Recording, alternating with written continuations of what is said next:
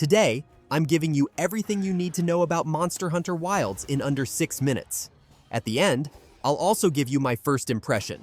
Monster Hunter Wilds focuses on making the hunting experience more accessible while expanding the depth of its world and combat.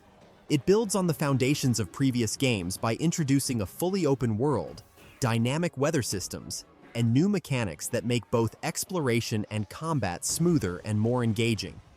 In the next few minutes, we'll break down what makes Wilds different, how it improves on past games, and why it's designed to be more flexible for all kinds of players. I'll also share some potential concerns and address the technical issues.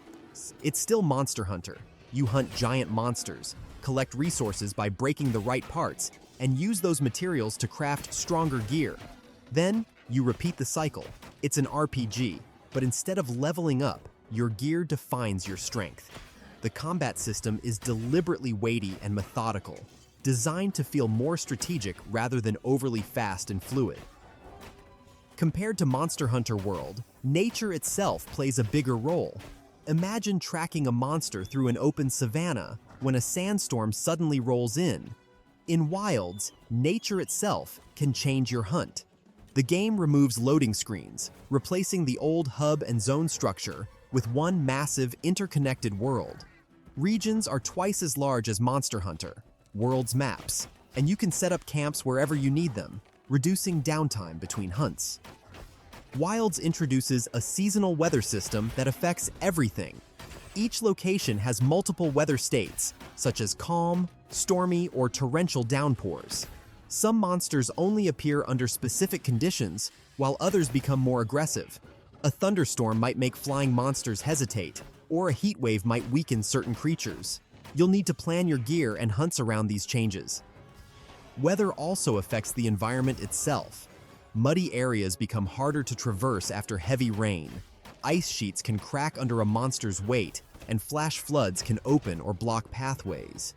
Wilds makes monster behavior even more dynamic than in World. Predators hunt smaller creatures, monsters fight over territory, and some will retreat to dens when injured. Certain species avoid battles depending on the weather. You can use this to your advantage by leading monsters into each other's territory or setting traps in areas where they're vulnerable.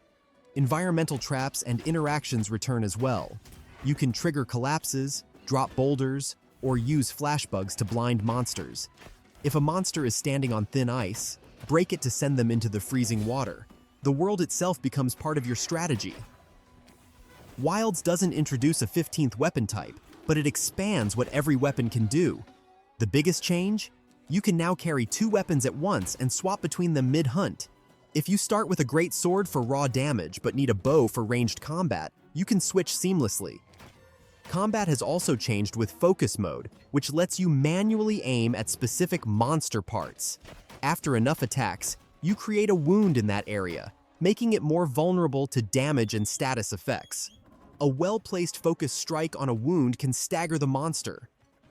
Every weapon now has access to counterattacks, making fights more skill-based. Offset attacks absorb a monster's hit and let you strike back instantly, while power clashes allow you to physically push back large monsters in a battle for control. Traversal is faster thanks to the Secret, a mount that lets you fight while riding. It also acts as a mobile inventory, so you can swap weapons mid-hunt without returning to camp. The Secret can be commanded to auto-navigate to specific locations, giving you time to sharpen weapons or craft items while traveling. Instead of always returning to a hub, you travel with a caravan as part of an expedition. NPCs provide upgrades, story context, and even assist in hunts. The story follows Nada, a child found alone in the wild, as your team tries to return him to his people while investigating why monsters have become more aggressive. The story is a much bigger part than before, but don't expect it to be on the same level as other Capcom games. For players who don't care about the story, cutscenes can be skipped, and the game doesn't force excessive dialogue before hunts.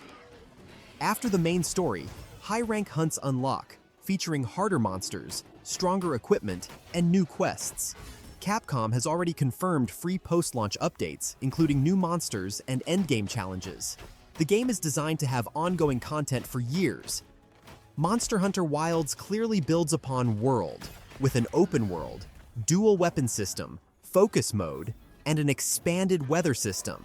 My main concern is that it might be too easy, because for example, the focus mode with a bow is basically an auto-aim, which is a massive change in comparison to earlier games, but it's too early to say for sure if it is too easy. I'll report back on that later. On the technical side, some players report crashes and performance issues. Personally, I've had fewer issues than I did with World, but your experience may vary. If you're unsure, it's worth testing performance early while still within the refund period. That's everything you need to know about Monster Hunter Wilds. If this helped, consider liking and subscribing. Thanks for watching, and I'll see you in the next one.